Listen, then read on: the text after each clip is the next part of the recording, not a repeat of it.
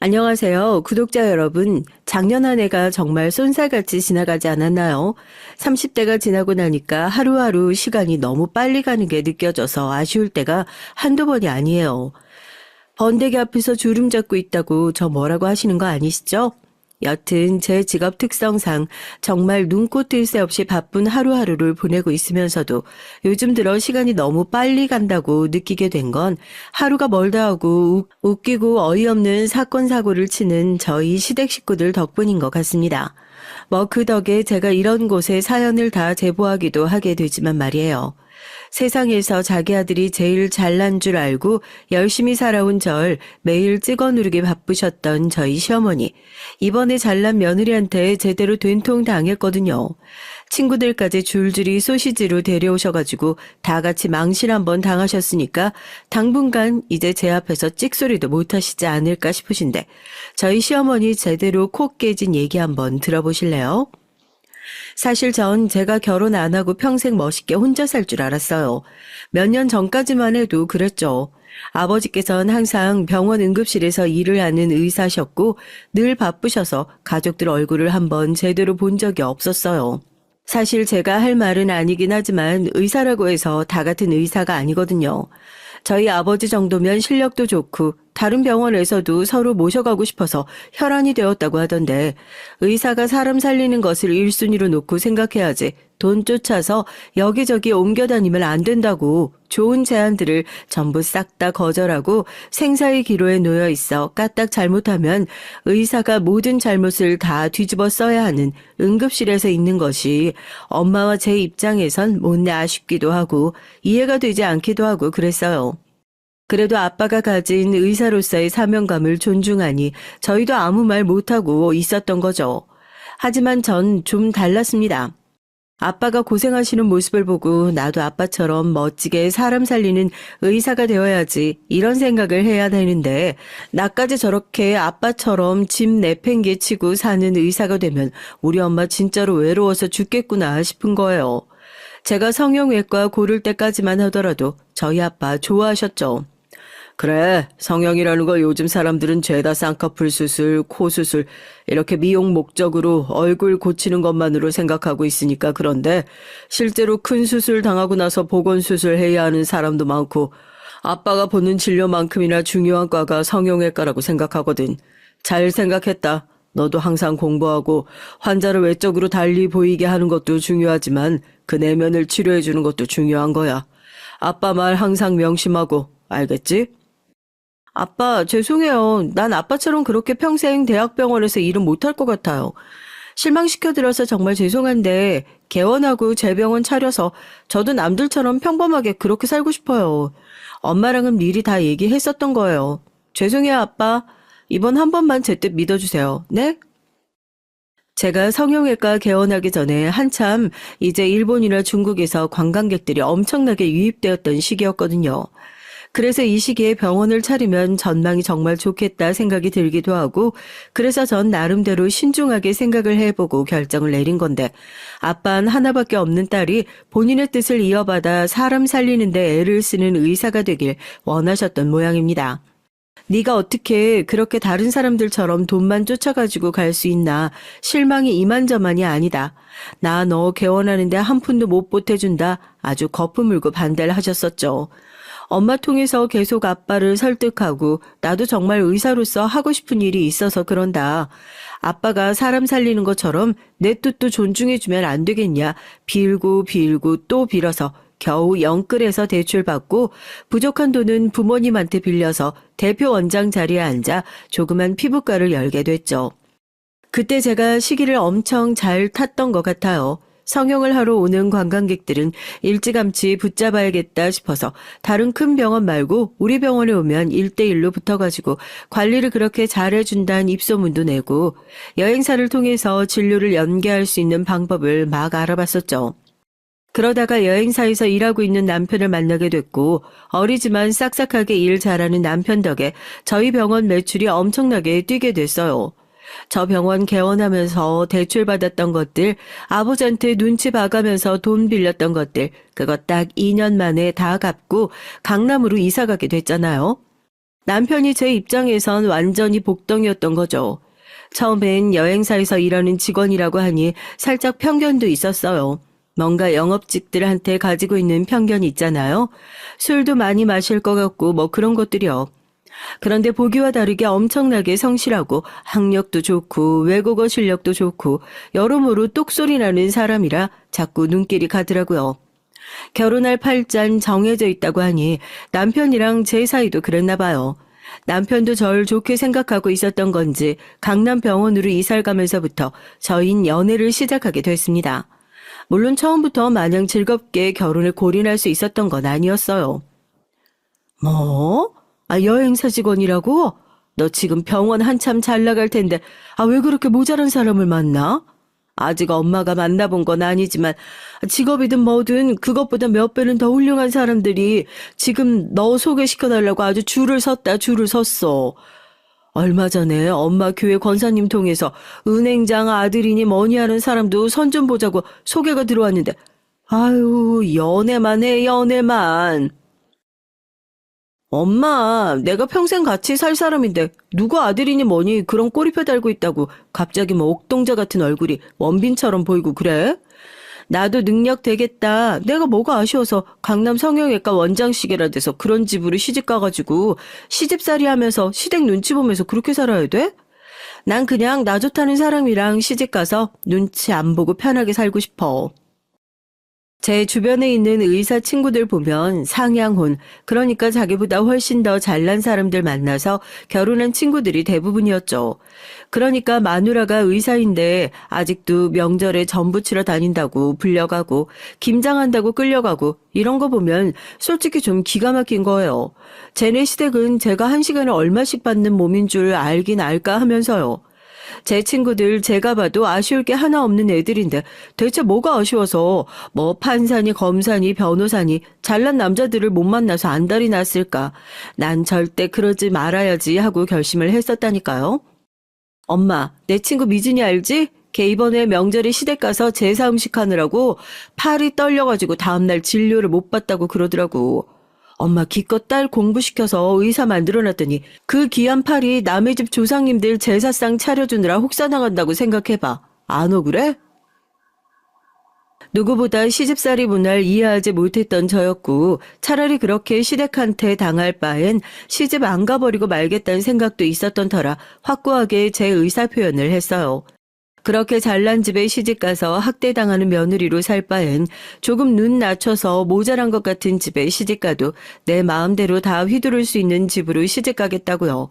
제 말에 저희 친정엄마 고개를 절레절레 저으시면서 그런 집으로 시집가면 네가 뭐 시집살이 안 당할 수 있을 것 같냐 그러셨거든요. 뭐 그런 집에서 너 오냐오냐 떠받들어주기만 할 것 같아? 이제 봐라. 오히려 그런 집이 의사 며느리 기죽인다고 더 달려들지. 아유, 난 모르겠다. 네 결혼이니까 네가 마음대로 해. 하여튼 저도 결혼 전으로 돌아간다고 하면 그때 콧대 높고 기고만장하게 굴었던 절 아주 호되게 혼내주고 싶은 마음뿐입니다. 그때 뭐가 그렇게 잘났다고 혼자서 설치고 다녔는지 모르겠어요. 이제 막 잘나가기 시작했던 강남 성형외과 대표 원장, 세상이 아주 내 발밑 아래 있다고 생각했던 때였죠. 어쩌면 제가 이런 시댁을 만나게 됐던 건 다 제가 제 무덤 직접 판 걸지도 모르겠어요. 전 처음에 인사를 가기도 전부터 남편과 시댁이 너무 마음에 들었거든요. 정확하게 말하면 그쪽 집안에서 절 대하는 태도요. 물론 모자랄 것 없는 며느리인 건 사실이지만 정말 극진한 손님 대접하듯이 항상 어려워하고 예뻐라 하시는 게 참 좋았습니다. 그게 결혼에 골인하게 된 결정적인 계기이기도 했고요. 엄마가 당신이랑 인사 언제 같이 올 거냐고 성화야. 뭐 꿈을 엄청 좋은 걸 꿨더니만 이게 다 의사 며느리 보려고 그랬다면서 벌써부터 동네에 하도 자랑을 하고 다녀서 내가 오히려 좀 자중하시라고 뜯어 말리고 있을 정도라니까. 우리 엄마 되게 부담스럽지? 그래도 부담 갖지 말고 선물이니 뭐니 따로 준비 안 해도 괜찮으니까 그냥 편하게 가서 인사 한번 드리자. 시부모님께서는 아직 결혼도 하기 전부터 동네 사람들한테 제 자랑을 그렇게 하고 다니신다고 하시더라고요. 처음엔 뭐 감사하기도 하고 성형외과다 보니 그런 식으로 입소문 나서 손님들이 많이 오시는 것도 나쁘지 않으니까 마냥 감사하기만 했었습니다. 저희 엄마도 저 의사 만들어 놓고 그렇게 뿌듯해 하셨는데 시어머니께서도 의사 며느리 본 게 얼마나 기쁘시면 저러실까 했었죠. 일 때문에 바빠서 도저히 시간이 안 나길래 시간을 차일피일 미루고 있었는데 병원에 한 중년의 여성분이 직접 찾아오셨어요.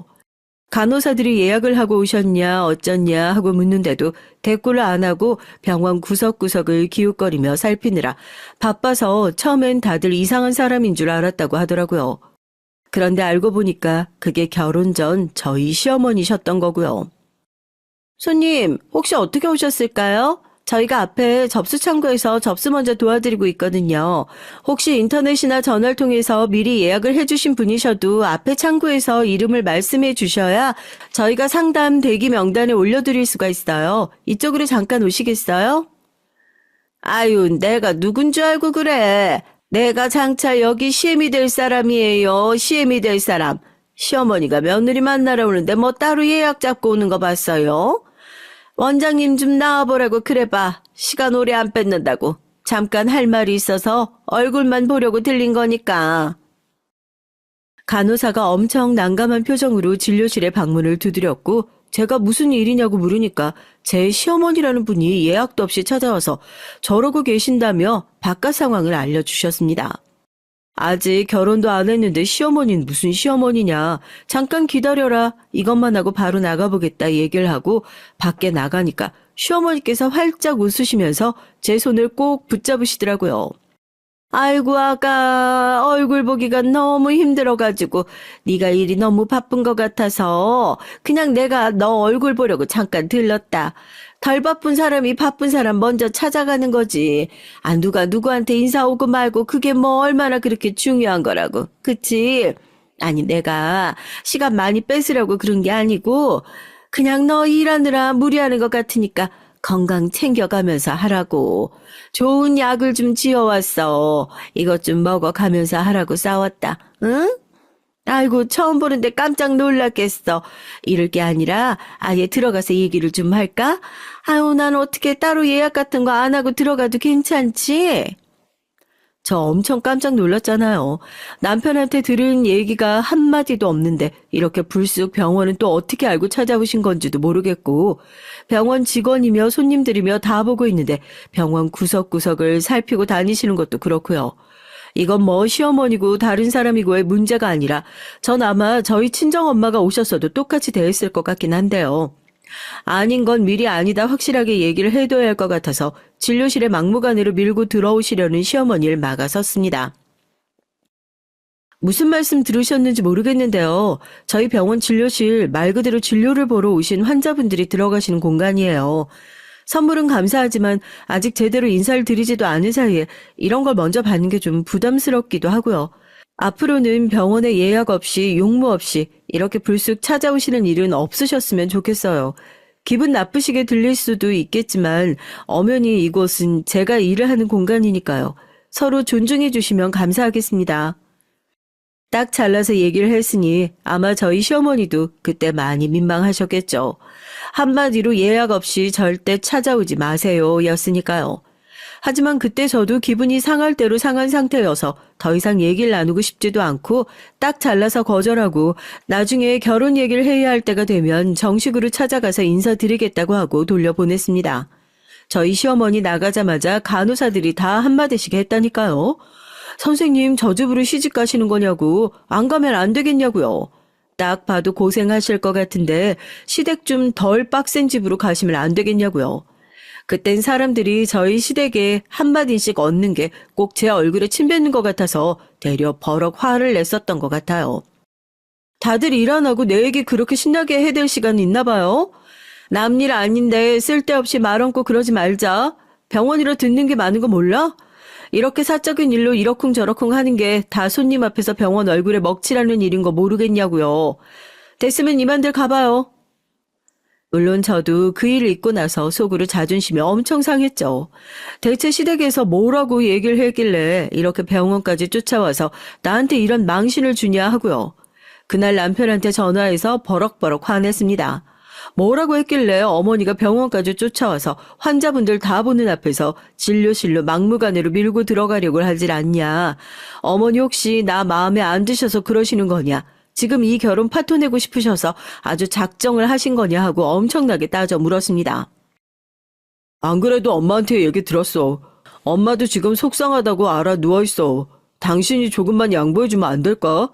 우리 엄마 정말 나쁜 의도로 거기 찾아가서 막 설레발 치신 거 아니야. 당신이 하도 바쁘다고 그래서 얼굴 보러 올 시간 없다고 하니까 궁금하셨나 봐. 빈손으로 가면 괜히 민망할 것 같으니까 당신 준다고 비싼 보약까지 해서 들고 간 거고. 성의를 봐서라도 응? 우리 엄마가 정말 당신 망신 주려고 그랬겠어? 뭐 하나라도 더 챙겨주고 싶어서 그런 거지. 그래서 지금 잘했다는 거야? 그렇게 정성스럽게 싸들고 온 예비 시어머니 문전박대한 내가 잘못됐다고 얘기하고 싶은 거야? 진짜 웃긴다. 이렇게 쏙 나만 나쁜 사람 만들고? 내 말은 그게 아니라, 그렇게 무작정 화낼 게 아니라 서로 실수한 게 있으니까 좋게 좋게 풀어보자 이거지. 아니야, 괜찮아. 나중에 다시 얘기하자. 알겠지? 분명 더 화난 건 제 쪽인데 시간이 지나고 나니까 저만 이상한 사람이 되어 있는 거 있죠? 언젠 그럼 의사가 바쁘지 한가하냐. 바빠도 괜찮으니까 여유로울 때 시간만 내달라. 저한테 모든 것을 다 맞춰줄 것처럼 얘기했던 사람들이 막상 시간이 지나고 나니까 저한테 바라는 것들이 슬슬 많아지는 느낌이라고 할까요? 제가 당장이라도 결혼을 엎을 기세로 화를 내기 시작하니까 자기가 먼저 잘못했다고 오해하지 말아달라고 하면서 먼저 또 꼬리를 슬그머니 내리긴 했지만요. 하여튼 그날 일 때문에 화가 다 가라앉지 않는 상태였는데 저희 남편이요. 또 저희 집에 어마어마하게 잘하긴 하거든요. 자기도 저한테 그렇게 짜증을 냈던 것이 미안했는지 다음날 돼서 저희 아빠가 좋아하는 자연산 광어에 술에 엄마 꽃다발까지 바리바리 싸들고 와가지고 뭐 바빠서 그동안 자주 못 찾아뵌 것 같네 어쩌냐 하면서 가족들이랑 살갑게 얘기를 하는데 또 거기서 마음이 풀리더라고요.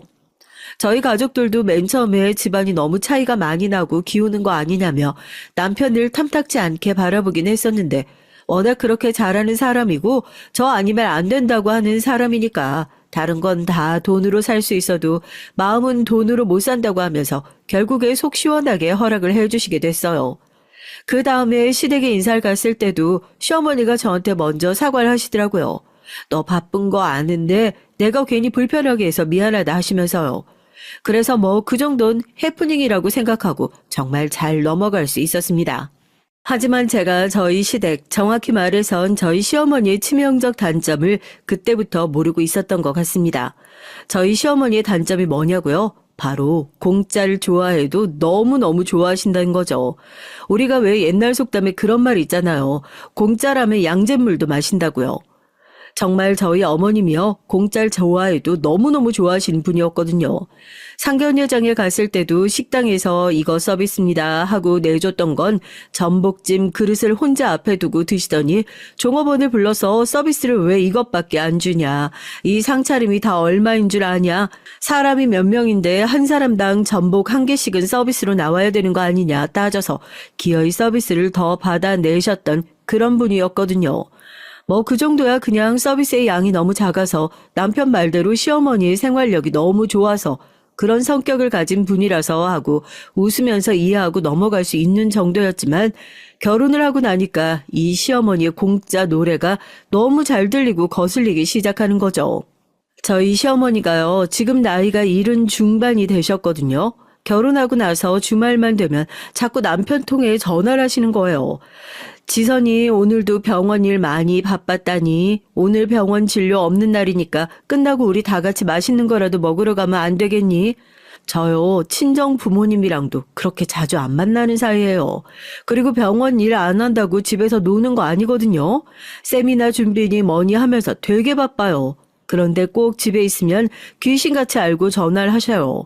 그것도 저한테 전화했다가 좋은 소리 못 들으실 것 같은지 꼭 남편 통해서 넌지시 물어보시나 봐요. 물론 거기서 제대로 잘라내지 못하고 우물쭈물 저한테 와서 엄마가 저녁 같이 먹으러 가자는데 많이 바쁘면 나 혼자 갔다 올게 하는 남편이 제일로 답답한 인간이긴 하지만요. 처음엔 시댁 간 지 얼마 안 됐으니까 시댁 식구들이랑 잘 지내보려고 저도 시부모님 모시고 좋은 데 많이 갔죠. 한우도 먹으러 가고 오마카세도 먹으러 가고 저 한 번씩 남편 데리고 친정 가면 한 번도 저희 지갑 열어본 적이 없습니다. 신혼부부니까 한창 돈 열심히 벌고 많이 모아야 할 시기인데 이런 푼돈 쓰면서 괜히 낭비하지 말아라. 이런 비싼 음식들은 우리가 사줄 때나 먹고 집에는 어지간해선 밥해 먹어라. 그거 한 끼 사주시면서도 잔소리를 어찌나 많이 하시는지 오히려 제가 그만 좀 가면 안 되냐고 남편한테 사정을 할 정도였거든요. 반면에 시댁 식구들은요, 뒷담을 하는 것 같아서 좀 그렇긴 한데 시집 오고 나서 밥 한 번을 얻어먹은 적이 없어요.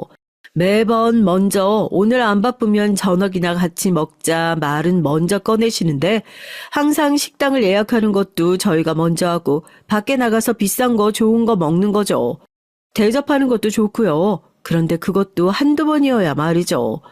적어도 제가 한 3번 샀으면 한 번은 사주실 법도 한데 어째서 저한테 한 번 뭘 사주신 적이 없어서 속으로는 나한테 뭐 사주시는 게 그렇게 아까우신가 하고 저도 사람이니까 서운한 마음이 들더라고요.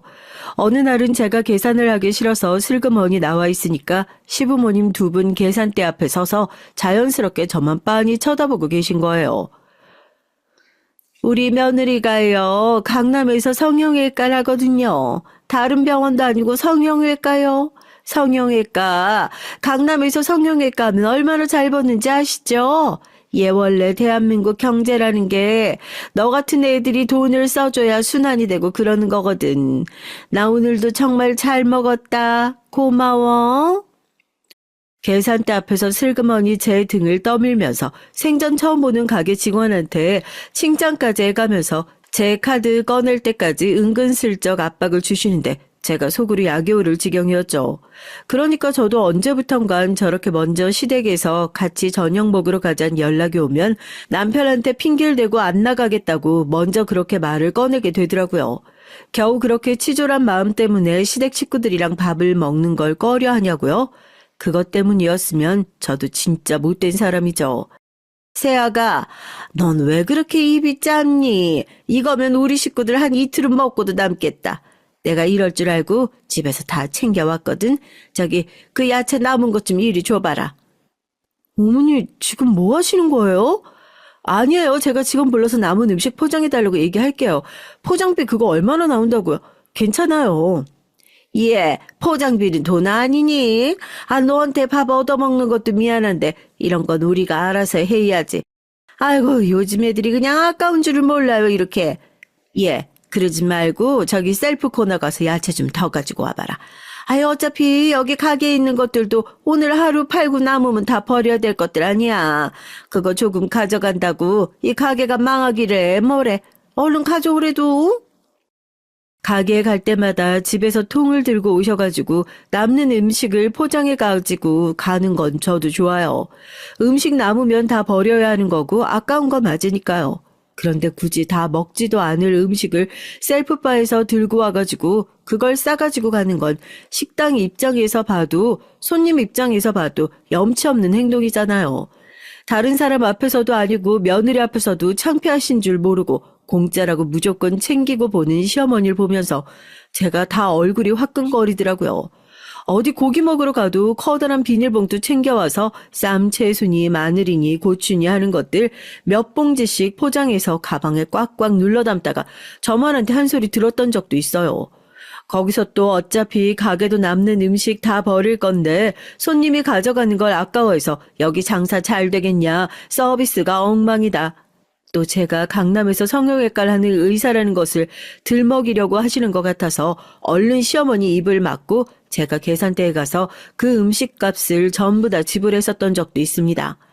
이 정도면 정말 외식을 꺼릴만 하잖아요?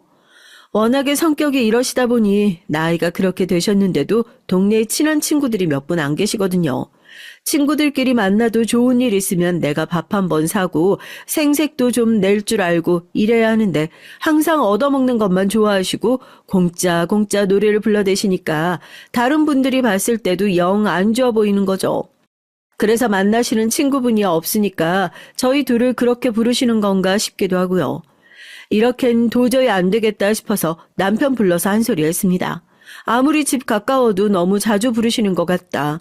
이제 당신 혼자 가든지 아니면 어머님도 동네에서 같이 놀 수 있는 친구분들을 만들어내든지 해라. 또래 친구들이랑 안 어울리시고 왜 자꾸 자식을 찾으시냐 한 소리 했어요. 남편이 무슨 얘기를 어떻게 해서 시어머니를 구워 삶았는지 모르겠지만 최근에는 무슨 계모임 같은 걸 들어가서 등산이니 꽃놀이니 열심히 따라다니시는 것 같긴 하더라고요. 그렇다고 우리가 용돈을 부족하게 드리는 것도 아니잖아. 원래 그런 데 가면 먼저 밥도 사고 뭐 하고 하면서 친목도 다지고 하는 거야. 이번에 또 여행 가신다고 했지? 당신이 용돈 좀 넉넉하게 드려. 그래도 난 어머님 그렇게 놀러 다니시면서 우리 부르시는 게 좀 덜하신 것 같아서 숨통이 조금은 트인다. 이참에 확실히 노는데 재미 붙이시게 해야지. 솔직히 이런 며느리가 어딨어요. 놀러 다니신다고 용돈까지 두둑하게 챙겨드려. 다 같이 나눠 드시라고 떡도 해서 보내드려. 그 계모임 사이에서 의사 며느리 둬서 용돈도 많이 받고 며느리가 선물도 자주 주는 시어머니라고 나름대로 어깨 쫙 펴고 자랑 좀 하시나 봐요. 제가 시댁에 한 번씩 찾아뵐 때마다 엄청 싱글벙글 하시면서 제 칭찬을 그렇게 하시더라고요. 그런데 뭐든 과하면 독이 되는 법이라죠. 전 그렇게 어머님을 잘 챙겨드리고 다른 친구분들을 만들어드리면 저희로 쏟아지는 관심이 조금은 덜하지 않을까 기대를 했어서 그랬던 거였는데 어머님이 그 친구분들 앞에서 기 좀 세워보신다고 저를 이용할 줄은 꿈에도 몰랐습니다. 예, 바쁘니? 너 요즘 병원에 손님들 많아? 장사는 좀 잘 되니? 요즘엔 관광객들도 많고 성수기죠. 바빠서 점심 먹을 시간도 없어서 도시락 배달시켜서 병원에서 먹고 있어요. 그런데 저 바쁜 건 갑자기 왜 물어보세요, 어머님? 갑자기 뜬금없이 점심시간에 시어머니에게서 연락이 왔더라고요. 시어머니의 연락을 달가워하는 며느리가 세상 천지 어디 있겠냐고 그러지만 전 특히나 더 핸드폰에 시어머니라는 네 글자만 떠도 스트레스 수치가 확 올라가는 것 같은 기분이에요. 오늘은 또 무슨 말도 안 되는 부탁을 하시려고 그러나 하고요. 바빠도 시간 좀 잠깐 내는 게 뭐 어렵니 하고 전화를 끊으신 시어머니는 얼마 후에 친구분 한 분을 데리고 저희 병원으로 찾아오셨습니다. 이 친구한테 들어보니까 요즘에 뭐 얼굴 땡기는 주사인가 뭔가 그런 게 있다던데 우리 온 김에 그것 좀 해줄 수 있지? 내가 며느리 성형외과 의사라고 자랑을 얼마나 해놨는데. 그래, 그 잘난 의사 며느리 백날 첫날 자랑만 하면 뭐해? 우리도 그 덕 좀 봐야 의사 며느리구나 하는 거지, 응? 그거 사실 주사기 다 까놓고 보면 원가도 얼마 안 된다면서. 아니, 우린 공짜로 맞는 거니까 그 남들 쓰다가 맞고 남은 거 줘도 되니까 하여튼 놔주기만 해줘. 병원에 있는 직원분들, 간호사분들 다 제 결혼식장 오셔서 저희 시어머니 얼굴 다 아는데 결혼 전에야 예약도 없이 함부로 덥석덥석 찾아오시면 안 된다 따끔하게 잘라서 얘기를 했지만 막상 결혼하고 친구분까지 이렇게 끌고 들어오시니까 여기서 얼굴에 철판 깔고 시어머니한테 나가라 훈수 두기도 되게 애매해지는 거 있죠. 이래서 내가 그 똑똑한 친구들이 죄다 그렇게 기도 못 펴고 시집살이를 당했구나. 그제서야 저도 알겠더라니까요. 그뿐만이에요. 저희 시어머니 그 앞에 대기실에 떡하니 앉아서 기가 막혀하는 제가 혹시 나가라고 하기라도 할까봐 얼른 말을 덧붙이는데 그동안 친구분들한테 진짜 제 칭찬을 하고 다닌 게 맞긴 맞나 싶더라고요. 그래도 자긴 정말 좋겠어? 요즘 같은 세상에 의사 며느리라니. 그것도 성형외과 의사라니. 이게 다 무슨 말이야? 어? 이거 내 돈 주고 맞으려고 하면 하나에 얼만 줄이나 알기나 해. 완전히 땡 잡았다, 땡 잡았어. 나도 친구 잘 둬서 이런 호강을 다 해보네. 아이고, 호강은 무슨, 의사 며느리라고 죄다 좋은 줄 알아. 눈치 보고 사는 걸로 따지면 시집살이를 꼭 내가 당하고 있는 것 같다니까. 명절이니 재산이 며느리만 들어오면 나는 졸업할 줄 알았지. 아들한테 전화해가지고 둘이 같이 오냐 물어보면 어머니 진료 중이라 안 된대요. 어머니 오늘은 저만 갈게요. 우리 아들 장가 가고 나서 밥이나 제대로 얻어먹고 살고 있는지 원. 두 분이 앉아서 저 들을까봐 속닥속닥 그렇게 작당 모의를 하고 계시는데 진짜 누가 들을까봐 창피하고 누가 볼까봐 쪽팔리고 그냥 그까짓 것 얼마나 한다고 빨리 해드리고 내보내는 게 낫겠다 싶어 간호사들한테 얘기를 해서 예약자 명단에 잡아달라고 얘기를 했어요. 간호사들도 난감한 표정으로 알겠다고 하더라고요. 제 이미지 완전히 그냥 반토막 나버린 거죠. 어머님, 오늘은 친구분이랑 같이 오셨으니까 특별히 제가 해드리는 거예요. 다음부턴 절대 안 돼요. 아시겠죠? 제가 그때도 말씀드렸잖아요. 돈이 아까워서가 아니라 예약도 없이 이렇게 불쑥 병원에 찾아오시면 다른 환자분들이 이거 보고 뭐라고 하니까 그래요. 저흰 그럼 뭐 식구라도 예약도 안 하고 그냥 막 와도 되는 거냐. 그럼 나도 예약 안 하고 올 거다고. 저 그렇게 되면 진짜 골치 아파지는데 설마 그러길 원하시는 건 아니죠? 아유, 얘가 이렇게 잔소리를 해. 알겠다, 알겠어. 어디 그냥 다음번에는 너무 무서워서 내가 올 수 있겠니? 우리 제일 싼 걸로 금방 맞고 나갈 테니까 아유, 얼른 놔주기나 해. 말을 제대로 알아들은 건지 어쩐진 몰라도 이번이 마지막이라고 어쨌든 해드리겠다 하니까 두 분이 신나가지고 저 혼자만 그 꼴 보면서 뒷목 잡고 있는 거죠. 두 분이서 아주 얼굴이 빵빵하게 부어가지고 룰루랄라 하면서 나가셨어요. 잡들이를 할 수 있는 대상은 남편밖에 없는 거죠. 남편한테 전화해서 또 한바탕 승질을 냈습니다. 너희 어머니는 도대체 왜 그러시냐? 왜 지난번에도 말도 없이 오셔가지고 나랑 그렇게 좋은 꼴 못 보고 나서도 또 이렇게 친구분까지 끌고 오셔서 내가 환자들이랑 간호사들 보는데 쪽팔려서 죽는 줄 알았다. 아주 길길이 날뛰었습니다. 너 정말 엄마 생각은 한 번도 안 해봤어?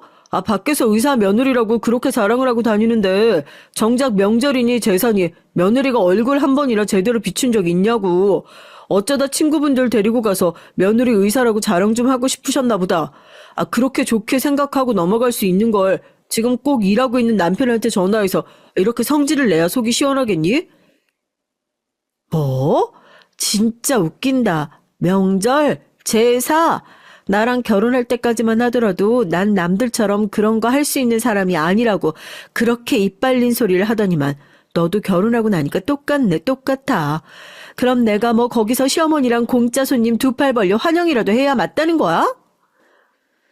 시어머니 덕분에 남편과 싸우는 날도 늘어나게 됐어요. 부모님이 그렇게 반대했던 결혼, 제가 상향혼하면 시댁에 꽉 잡혀 사는 거 싫다고 억지로 빠득빠득 우겨서 했으니 남 탓을 할 수도 없고 정말 제 팔자 제가 꼰 신세가 됐잖아요. 지금 잘 나가는 의사인데 왜 이렇게 당하고만 살아야 되나 속으로 얼마나 억울한 마음이 들었는지 모르겠습니다. 거기다 하나밖에 없는 남편이란 놈은 와, 결혼 선배들이 왜 그렇게 남의 편이라서 남편인 거다 했는지 알겠더라고요. 그냥 시쳇말이겠거니 했는데 결국에 이런 상황이 오니까 저보단 자기 엄마 편을 쪼르르 가서 서는 게 남편이더라고요. 결혼하면서 호언장담을 해놓은 게 있으니까 친정에다가도 주변 친구들에게도 제 얼굴에 침 뱉는 짓은 못하겠고 결국에 이런 열받는 상황이 생겨도 속으로 끙끙 참을 수밖에 없었습니다. 의사까지 했으면 머리도 똑똑한 애가 왜 그렇게 바보 같은 짓을 하나 욕을 하시는 분들 막상 제 입장이 되어보시면 그런 소리 못하실 거예요.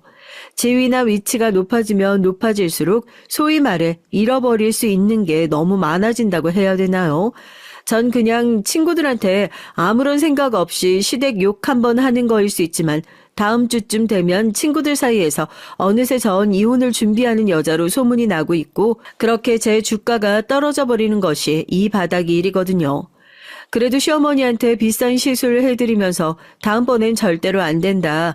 이게 처음이다, 마지막이다. 제대로 말을 해뒀으니까 시어머니도 생각이 있으신 분이라면 다음번엔 절대로 이렇게 찾아오시는 일 없겠지 생각했습니다. 하지만 여기서 제가 간과하고 있었던 두 가지가 있었죠. 첫 번째, 시어머니는 우선 제 말을 잘 듣지 않는다는 거. 두 번째, 시어머니가 생각이 그렇게 깊으신 분이었다면 애초에 공짜 시술 받고 싶다고 친구까지 끌고 오셔서 저희 병원에 찾아오시지도 않으셨겠죠? 다시는 이런 일로 스트레스 받을 일 없을 거다. 남편의 호언장담도 얼마 못 가서 와장창 무너지고 말았습니다. 하지만 저도 의사잖아요. 의사까지 될 정도로 엉덩이 붙이고 앉아서 공부했던 사람인데 저라고 가만히 앉아서 이 모든 것들을 당하고 있기만 하겠어요? 억울하게. 다음번에 시어머니가 다시 찾아오면 절대로 가만히 있지 않고 내가 당한 것들 꼭 똑같이 되갚아줘야지. 그땐 남들 시선이고 뭐고 신경 안 쓰고 나도 내 식대로 처리해야지 아주 이를 갈면서 벼르고 있었습니다. 얼마 후에 저희 시어머니 결국 예상대로 병원을 또 찾아주셨어요. 그것도 이번엔 혼자도 아니에요. 어마어마한 친구 부대를 줄줄이 다 끌고 오셨더라고요. 여기야, 여기 다 들어와. 다들. 세아가, 내가 아까부터 전화했었는데, 아이, 네가 전화를 안 받아서, 나 이번에 전화 예약하고 오려고 했던 거다, 응? 아, 이러면 내 잘못 아니지? 아니, 어머니, 이게 무슨, 설마 친구분들 다 데리고 오신 거예요? 아니, 지난번에 내가 그거 주사 맞고 가니까 친구들이 그냥 자기도 한번 해달라고 어찌나 난리를 피우든지. 뭐, 그냥 애들 얘기 들어보니까 원래 성형외과에선 서비스로 나오고 이런 것도 있다며. 영숙아 일로 와봐. 어? 영숙이 얘가 이쪽에 강남 성형외과 VVVIP래. 얘도 어디 다른 병원에서 서비스 맞아봤다고 하더라고. 우리 그런 서비스들로 해가지고 한 대씩만 좀 놔주라. 응? 그래, 장사 원래 그렇게 해야지. 서비스 맞아보고 좋으면 우리 병원 다시 좀 와주세요. 이렇게 홍보해야 안 올 손님들 오고 그러는 거 아니야? 시어머니 친구고 귀찮은 사람들이다 생각하면 놔주기 싫겠지만 우리도 다 나중에 다시 와서 더 큰 돈 쓸 손님들이다 생각하면 너 이거 하나도 아까운 거 아니다. 아이고 김 여사, 우리 여기 앉아서 기다리자고. 와, 세상에 사람들이 어떻게 저렇게 뻔뻔할 수가 있는지요. 그리고 성형외과에 자주 가봤다던 그 시모 친구분은 무슨 자주 가보긴요. 대체 서비스를 해주는 성형외과가 어디에 있답니까? 여기가 뭐 동네 구멍가게도 아니고요. 뻔뻔하게 앉아서 자기들끼리 신나게 수달 떨어대며 공짜 시술을 받을 생각에 잔뜩 들떠있는 사람들을 보니 저도 모르게 열이 확 치밀어 오르더라고요. 간호사가 쩔쩔매면서 저한테 다가와서 어떻게 할지 그냥 자기가 얘기하고 내보낼지 물어보는데 순간 머릿속으로 좋은 생각이 떠올라 간호사한테 그러지 말고 손님들 다 받자고 얘기를 했어요. 저희도 손님들이 워낙에 많이 밀려 있어서 무료 시술밖에 못 해드릴 것 같은데 정말 괜찮으신 거 맞죠? 이것도 원래 안 되는 건데 어머님 손님이라고 하셔서 제가 특별히 해드리는 거예요. 어디 다른 데 가서 소문 내시면 안 돼요, 다들? 소문이나 내실지 모르겠지만. 아유, 다들 들었지? 어디 가서 뭐 받았다고 절대로 말하면 안 돼. 오늘 다들 입 다물고 있기야. 아이고, 아주 그냥 네가 이제 정신을 제대로 차린 모양이다. 네 시어머니 기 살려줄 줄도 알고. 그래서 오늘 우리 무슨 시술 받는 건데? 그 지난번처럼 뭐 얼굴에 넣고 그러고 하는 거야? 아, 오늘 저기 몸에 독소 제거하는 시술 하실 거예요. 나중에 일어나셔서 뭐 필요한 거 있으시면 꼭 문 열고 나와서 부르지 말고 여기 있는 배를. 아유, 우리 또 다 알아. 내가 아까 말 안 했어. 아, 나 성형외과 VVVIP 손님이라고. 간호사한테 이렇게 시술해달라고 하고 지시를 했죠. 말이 좋아 시술이지. 그냥 이뇨작용이 있는 따뜻한 차 한 잔씩 나눠드리고 비타민 넣어서 수액 한 대씩 놔드리라고 했어요. 시어머니 친구분들이 신나서 시술실로 들어가시더라고요. 우리 얼굴이 갸름해져서 뭐 고현정이니 송혜교니 이런 애들 되는 거 아니냐고 깔깔깔 웃으시면서요. 수액에 진정 성분이 들어가 있어서 조금 졸릴 수 있어요. 다들 푹 주무시고 문은 어떻게 닫아드릴까요? 아유 그래 그 차 한 잔 먹고 나니까 그냥 이 노래 들으니까 왜 이렇게 졸리니 졸려. 아유 나른해 죽겠다. 그 빛 좀 안 들어오게 문 좀 꽉 닫아 놔랑. 속으로 신나서 콧노래를 부르면서 문을 꽉 닫아드렸습니다. 저희 병원 시술실 문이요. 아무리 안에서 그냥 힘을 줘서 연다고 해도 열리는 문이 아니거든요. 마취를 하고 나서 위험하게 문을 열려고 시도하시는 분들도 있으니까 꼭 안전장치를 해제해야 문이 열리는 구조인데 그래서 시술이 다 끝나면 간호사 호출벨을 누르고 간호사가 시술 처리를 다 마무리해준 후에 문을 열어주고 있었거든요. 이뇨작용이 상당한 차이다가 수해까지 연속으로 때려 맞았으니 아마 1시간 후에 디톡스 효과 때문이 아니라 오줌이 마려워서 참을 수 없게 될 걸 전 미리 알고 있었습니다. 선생님, 지금 1시간이 다 지난 것 같은데 시술실 안 들어가 봐도 될까요? 필요하시면 호출벨 눌러서 콜하시겠지. 아직 다들 주무시고 계신 모양인데 깨우지 말고 나중에 호출하시면 그때 들어가죠 뭐. 내가 이따가 확인해 볼게요. 그렇게 1시간이 훌쩍 지나고 호출벨 소리는 들리지 않았습니다. 아까 호출벨에 관해서 알려드릴 때 제 말 톡하니 잘라 드셨으니 사용법을 제대로 모르실 수 있겠다 싶더라고요. 아니나 다를까 1시간 정도가 지나니까 호출벨이 아니라 시술실 문을 두드리고 난리가 났어요. 간호사들이 깜짝 놀라서 달려들었는데 제가 하겠다고 해서 문을 여니까 아주 안에 꼴이 가관이에요. 문 앞에 시어머니와 시모 친구들이 찰싹 달라붙어가지고 바닥을 보니까 화장실을 못 참고 벌써 오줌을 지리신 분들도 계신 것 같더라고요. 그 냄새에 저도 모르게 인상을 확 찌푸리고 코를 막았습니다. 그 범인이 저희 시어머니였다는 게 문제였지만요. 아니 어머님, 호출벨 누르시라니까 지금 제 병원에서 이게 다 뭐하냐.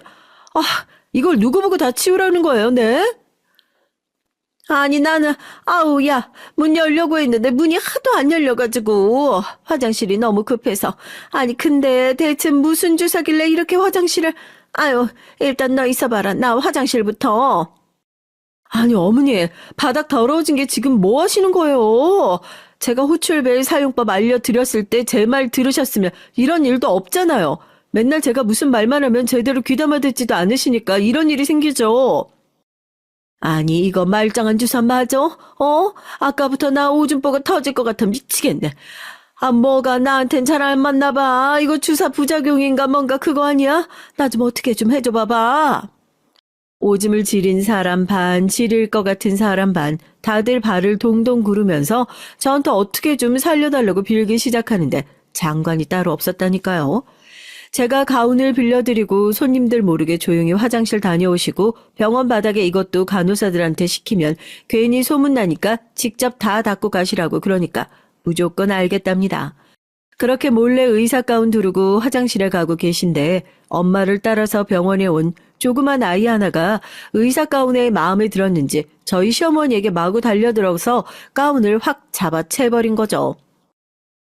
엄마 이거 의사 선생님 가운이다 가운. 이 할머니 봐봐. 이 할머니 오줌 쌌나 봐. 와, 오줌 쌌대요. 오줌 쌌대요. 오줌 싸게래요.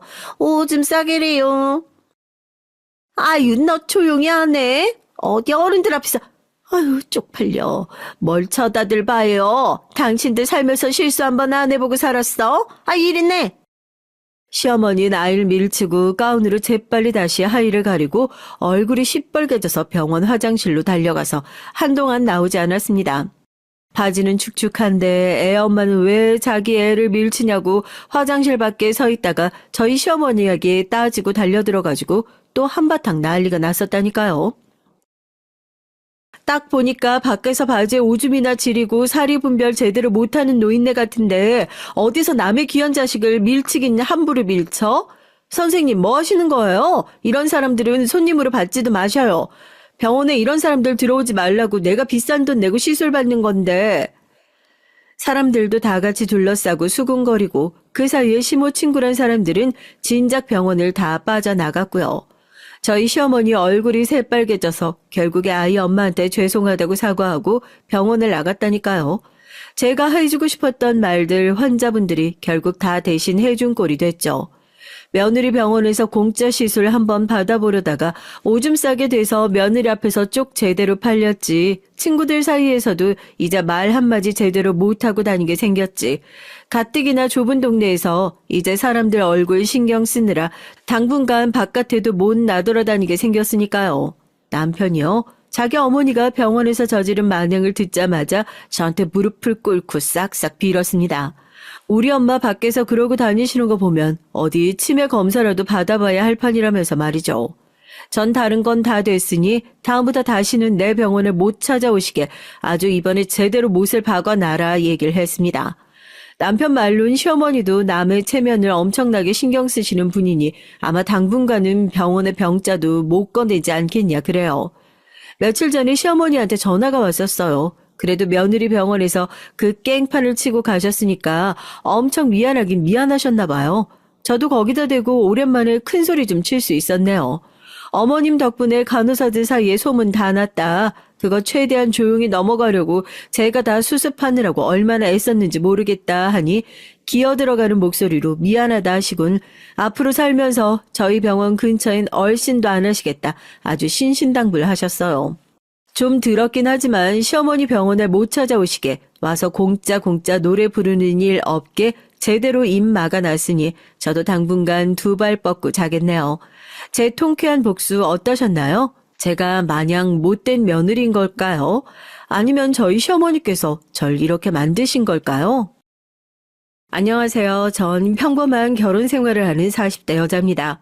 사람이 살아가다 보면 말 한마디로 빚도 갚는다고 하는데 저희 형부는 말 한마디를 잘못해서 제대로 땅을 치고 후회할 일이 생기고 말았죠. 평상시에 인간관계에 대해서 중요하다고 생각하는 전 다른 사람을 대할 때 절대 겉모습만 보고 판단하지 않는데요.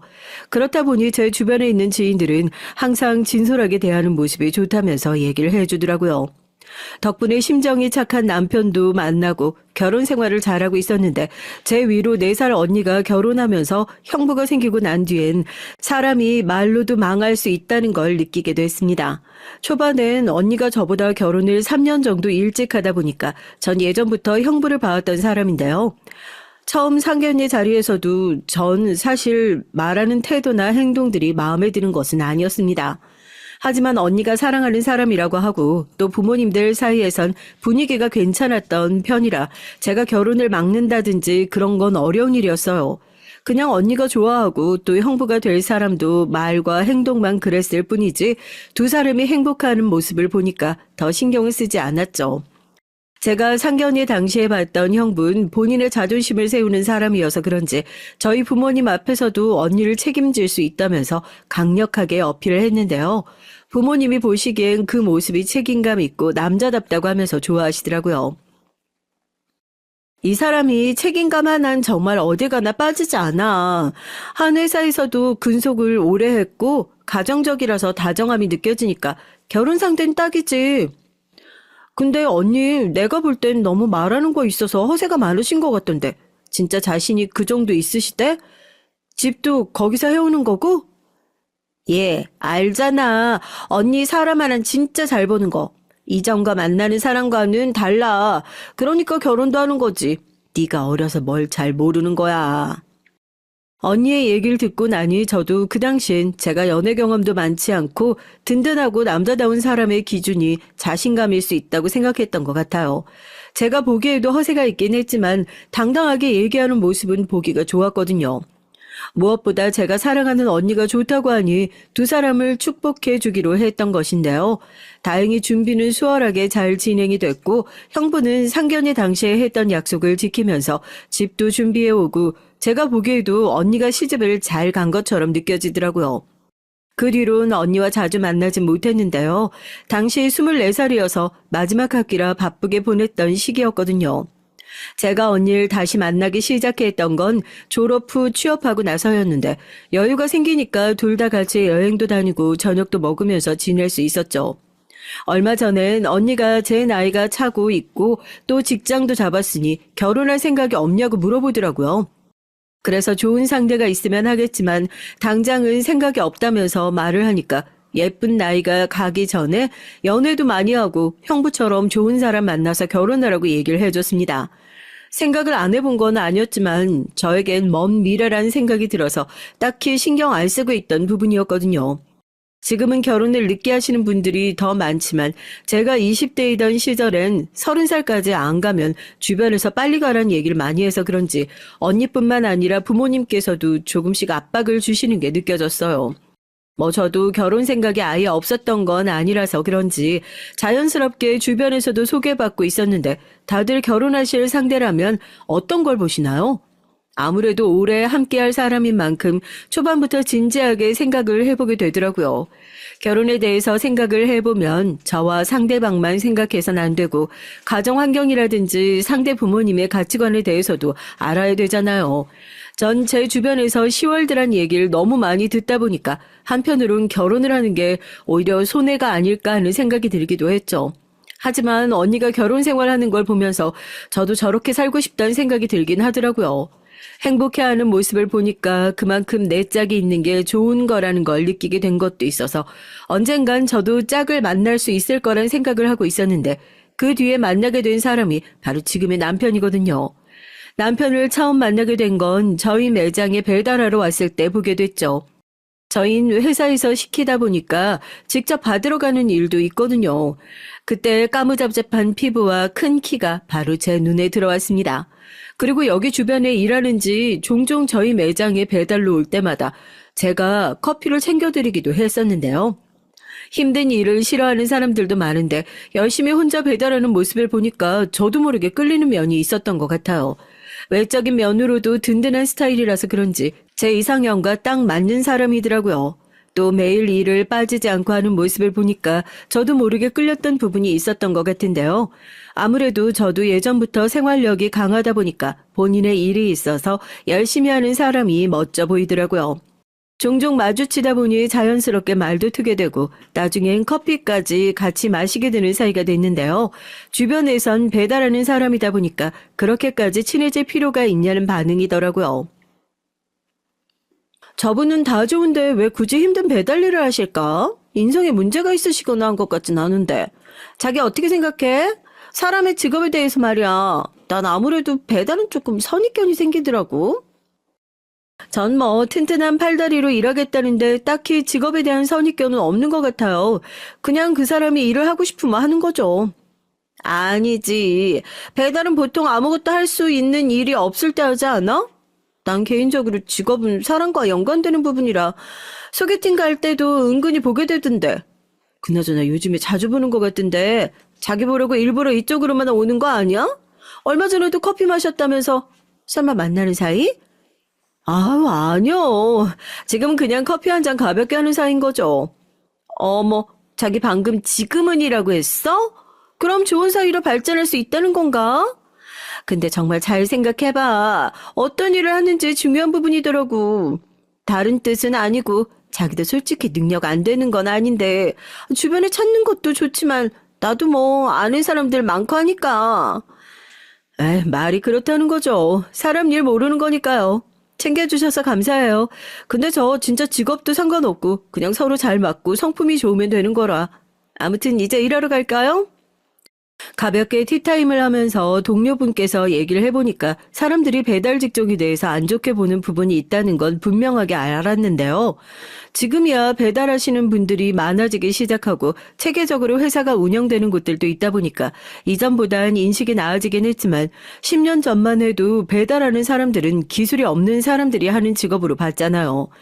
지금은 배달 일을 한다는 것 자체가 긍정적으로 보이진 않을 때지만 그 당시엔 달랐어요. 근데 전 이상하게 이 사람이 더 열심히 사는 것 같고 또 꾸준히 일하는 모습을 보니까 사람이 좋게 보이더라고요. 저에겐 이 사람이 더 중요했던 것이지 배달 일을 하는 사람이라는 곳에선 딱히 신경을 쓰지 않았던 것 같아요.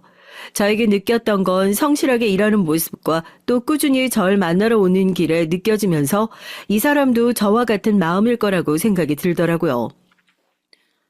그냥 퇴근하셔도 되는데 오늘도 커피 사오셨나요?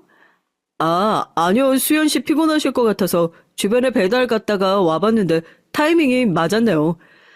동진 씨는 아무런 마음이 없는 사람한테도 커피를 매일 가져다 줘요? 아, 그게 모두 그런 건 아니고 참 머쓱해하면서 얘기하는 모습을 보니까 귀여워 보이기도 했어요. 저도 모르게 웃음이 나왔고 그날은 같이 저녁도 먹으며 이런저런 얘기를 나눌 수 있었는데요. 진지하게 만나보는 것도 좋을 것 같아서 식사를 마치고 돌아오는 길에 만나자고 말을 해봤어요. 전 동진 씨가 마음에 들어요. 항상 열정적이고 또 성실하시잖아요.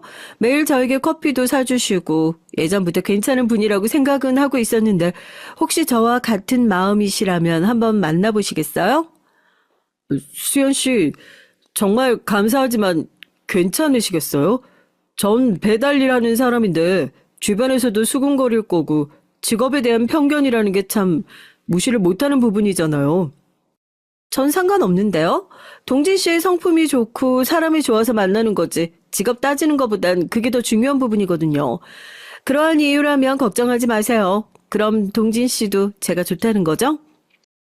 수연 씨가 괜찮으시다면 전 무조건이죠. 무조건 좋습니다. 다행히 저와 같은 마음이긴 했지만 아무래도 회사에 다니는 저에게 더 좋은 선자리가 있을 거라고 생각하고 깊은 사이까진 못 갈 거라고 생각했다는데요. 그래도 전 전혀 그런 거 신경 쓰지 않으니까 걱정하지 말라고 얘기했습니다. 그동안 배달 일 한다는 이유로 쉽게 다가오진 못했다고 말을 하더라고요. 그렇게 교제를 시작하고 3년 정도 만나다가 결혼했어요. 결혼하기 전엔 따로 가족들에게 남자친구가 있다고 얘기하긴 했지만 세밀하게 어떤 사람인지에 대해선 말한 부분은 없었거든요. 그러다가 슬슬 결혼 얘기가 나오기 시작하면서 서로의 가족들을 만나보기로 했죠. 전 가장 먼저 부모님께 소개해드리기 전에 언니를 먼저 소개하기 위해 형부랑 같이 시간 약속을 잡았어요. 분명히 제가 몇 시까지 오라고 시간과 장소를 적어서 보내줬는데 약속 시간보다 30분 정도 늦게 도착하더라고요. 아무래도 첫인상이 중요한 부분인데 그 부분에 있어서 언니에게 얘기를 했더니 오는 길에 일이 있었다고 하길래 그냥 넘어갔어요. 일이 생기는 변수는 언제든지 생길 수 있는 거고 언니도 미안하다며 사과를 했거든요. 다행히 남자친구도 이해했던 부분이기도 했고요. 식사 시간이 되고 난 뒤엔 생각했던 것보다 분위기가 괜찮았는데 이상하게 형부는 어딘가 불편하다는 듯이 계속 행동하시더라고요. 그러더니 조심스럽게 남자친구에게 이런 얘기를 꺼냈어요. 전 처음에 어떤 말을 하려고 하나 싶었는데 직업에 관련된 것이더라고요. 어떤 일을 하는지 물어보고 평소 저축하는 습관이라든지 여러 가지를 물어봐 주시는데 저도 궁금했던 부분도 있어서 가만히 있었지만 직업과 관련해선 약간 비하하듯이 얘기하더라고요. 마음이 불편해질 수밖에 없었고 언닌 옆에서 그만하라고 얘기를 하면서 상황을 중재시켰습니다. 사실 전 한 번도 남자친구의 직업이 부끄럽다고 생각하지 않았고 사람들마다 하려고 하는 일이 다 다르잖아요. 잘 맞는 것도 있고 차이가 있다 보니 이런 사람도 있구나 하고 넘어갔던 부분인데 그게 왜 중요할까 싶었거든요. 돈을 못 버는 것도 아니고 본인 스스로 보람을 느끼고 있다면 전 굳이 반대할 생각이 없었거든요. 그래서 형부가 했던 말들을 이해하지 못했던 것도 있었는데요. 이 부분은 제가 따로 언니에게 연락해서 물어보니까 언니는 이런 말을 하더라고요. 언니, 잘 들어갔어? 근데 오늘 형부 좀 그렇더라. 그래도 첫 만남인데 너무 하는 일로 동진 씨 안 좋게 보는 것 같은데. 아유, 뭘. 그리고 오빠가 한 말이 틀린 말도 아니고. 언니는 너도 결혼해서 편히 살았으면 좋겠는데.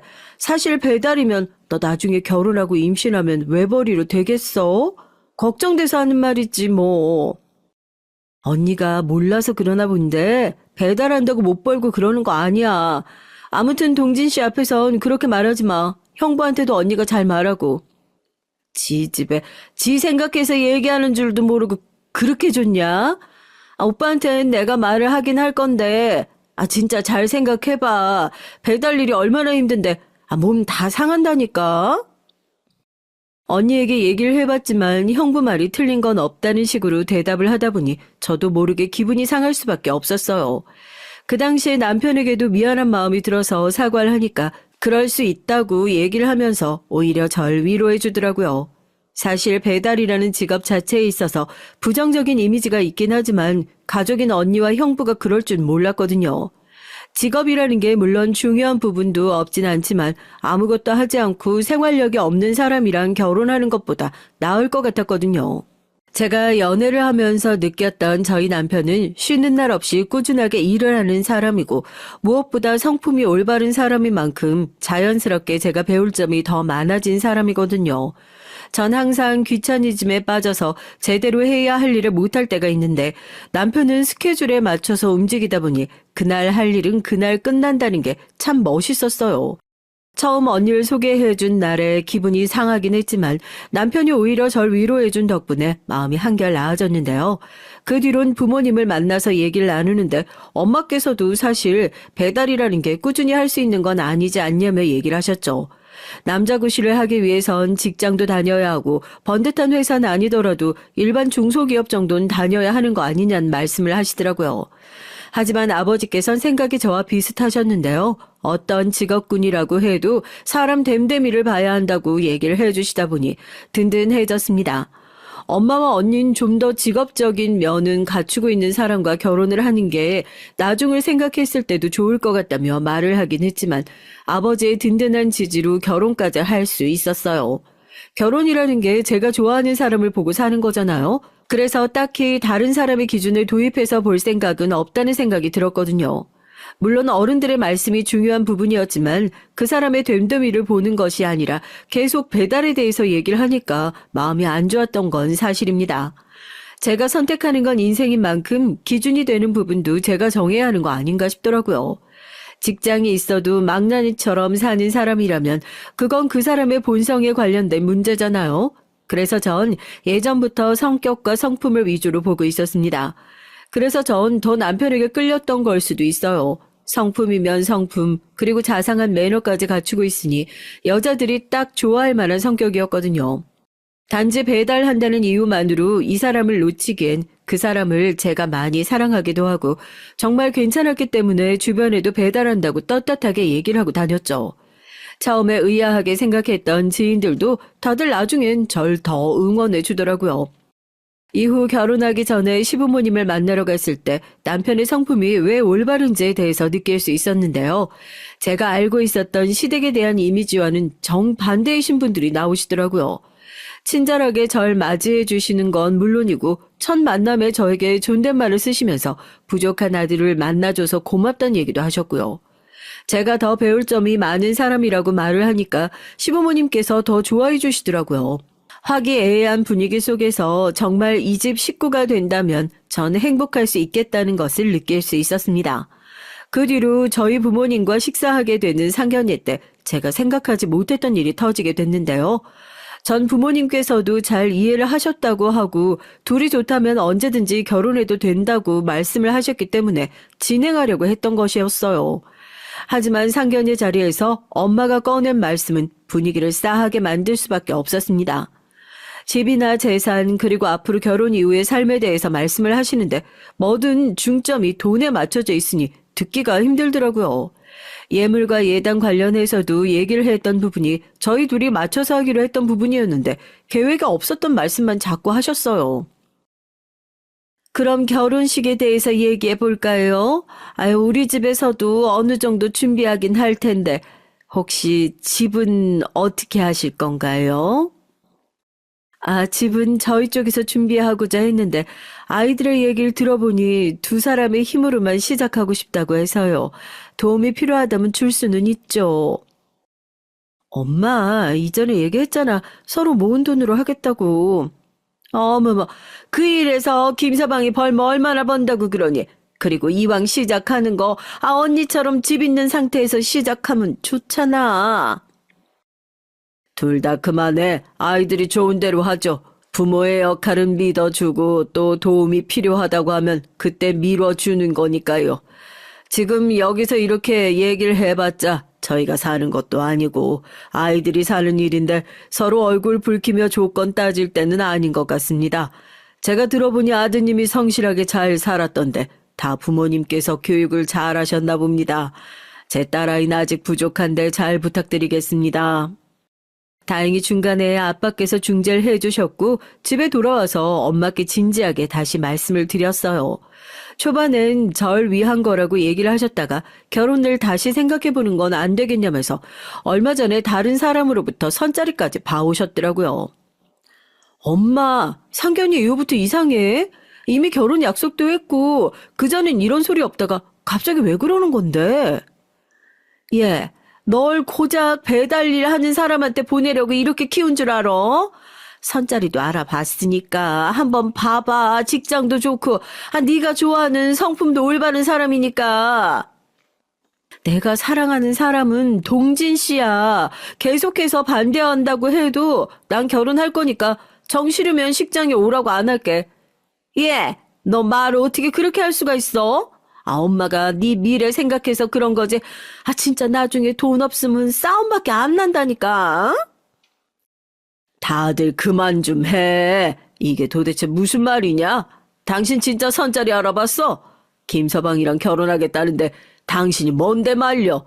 그냥 둘이 잘 살게 내버려둬. 정 싫으면 수연이 말대로 당신은 오지 말든가. 나만 참석할 테니까. 엄마께선 뭐가 그렇게 마음에 안 드시는지 처음에 허락을 해주셨다가 마음을 바꾸신 이유도 이해할 수가 없었어요. 나중엔 언니까지, 그러니까 결혼이 원래 이렇게 어려운 건가 싶기도 하고, 하지만 그럴 때마다 아빠가 중재해 주시다 보니 결혼까지 잘 할 수 있었어요. 결혼한 뒤엔 행복한 신혼생활을 즐기면서 전 평소와 같이 회사에 다니고 남편도 열심히 일하면서 생활했습니다. 제가 시댁에 있을 땐 괜찮았지만 가족 행사가 있을 때마다 저희 집에선 은근히 남편을 무시하는 게 느껴져서 그때부턴 뭔가 이상하다는 생각이 들었어요. 선물을 들고 찾아가면 얼마 되지도 않는 월급으로 어떻게 이런 걸 사오냐고 얘기를 하는 건 물론 특히 형부도 말을 덧붙이면서 비아냥거리는 게 싫었거든요. 언니는 계속 걱정되는 마음에 하는 얘기라고 하지만 사실 받아들이는 처지에서 기분이 나쁠 만한 말이잖아요. 제가 아무리 월급이 괜찮다고 얘기를 해도 언니는 안정적이지 않은 것부터 시작해서 미리 나중을 위해 대비가 필요한데 얼마나 돈을 모을 수 있겠냐는 말만 계속했습니다. 여기서 여러분들이 의심해 볼 수 있는 부분이 제가 금수저 아니냐 생각하실 수도 있는데요. 저희 집안은 굉장히 평범한 편이에요. 언니도 어린이집 교사고 저도 그냥 일반 회사에 다니고 있지만 기존 또래보다 일을 빨리 시작하다 보니 직급이 살짝 높았을 뿐이거든요. 부모님도 평범하신 분들이라서 제가 이런 걸 따질 집안은 아니라서 더 이상했죠. 막말로 일을 안 하는 것도 아니고 종종 나가서 배달일 하는데 그렇다고 또 벌이가 적은 것도 아니라서 괜찮거든요. 그래서 남편에게 대하는 태도가 더 마음에 안 들었던 것 같아요. 저희 둘만 잘 살면 된다고 하긴 하지만 가족 행사를 나 몰라라 할 수는 없고 은근히 남편도 스트레스 받아 하는 게 느껴지더라고요. 그래서 한 번은 남편에게 얘기하면서 불편하면 친정에 가지 않아도 된다고 얘기하니까 오히려 본인이 부족해서 그런 것이라면서 말을 하더라고요. 또 엄마가 이상한 소리 했지. 미안해, 당신이 고생이다. 이럴 바엔 그냥 친정에 안 가는 게 좋겠어. 결혼한 지 얼마나 됐는데 인정도 안 해주시고 난 당신 이런 취급 받는 거 싫어서라도 나 혼자 다니는 게 나을 것 같아. 아니야 여보, 내가 부족한 게 맞지. 친정 부모님 입장에선 배달부 사위가 마음에 안 드실 수도 있잖아.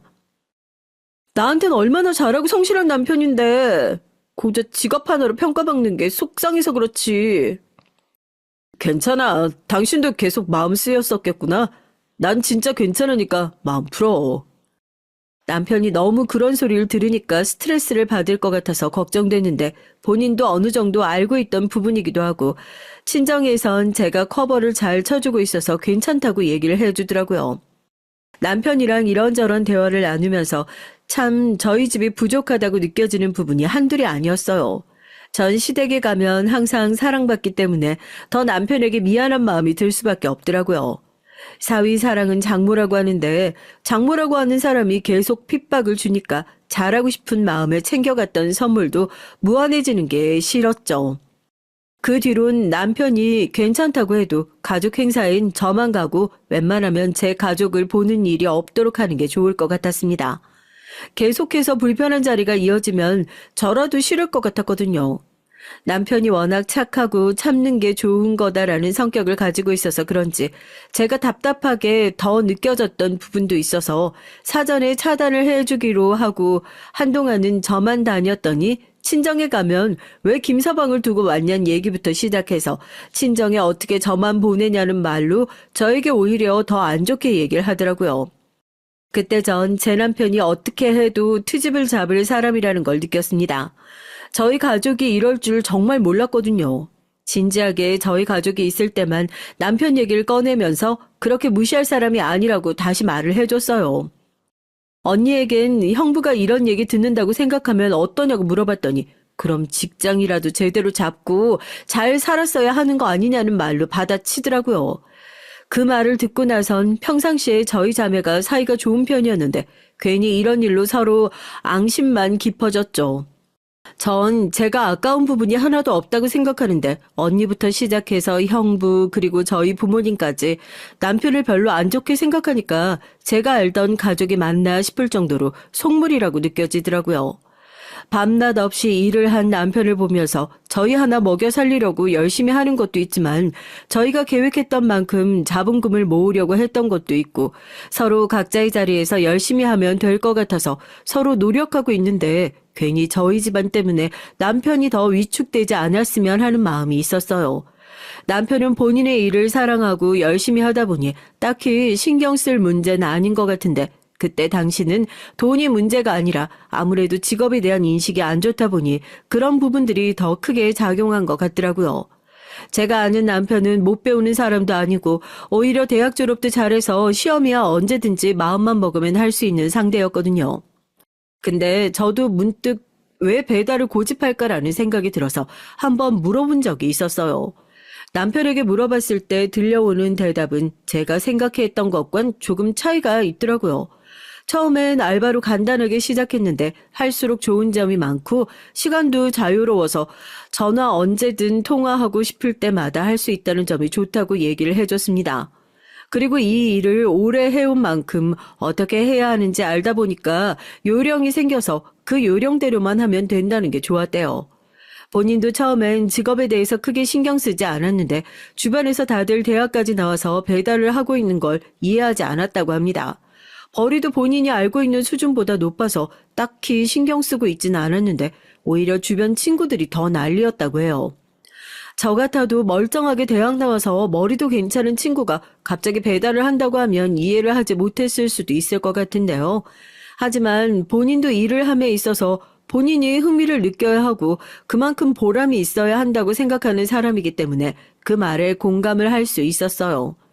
직업이 중요한 부분이 있긴 하지만 제가 봤을 때 이 사람이 성품이라든지 부부로서의 생활을 두고 봤을 때 문제가 되는 부분이 없었기 때문에 잘 살고 있었어요. 오히려 주변에서 하는 말을 들을 때 흔들렸으면 제가 이 사람을 선택하지 않았겠지만 이 사람에 대한 확신이 있어서 결혼까지 하게 됐던 것이거든요. 실제로 만나보니까 다정하고 가정적인 사람이라 그런지 잘 도와주기도 하고 시부모님께선 주기적으로 저희가 여행 갈 수 있게 지원까지 해주셨습니다. 반면 저희 부모님은 매달 용돈을 달라고 하는 것은 물론 금전적으로 필요한 일이 있으면 저희에게 연락을 하시더라고요.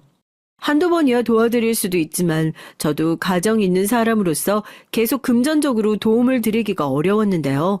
그럴 때마다 남편 직업이 변변치 않아 용돈도 넉넉하게 못 주는 거라고 얘기를 하시는 걸 보고 안 해드리는 게 맞다는 생각이 들었던 것 같아요.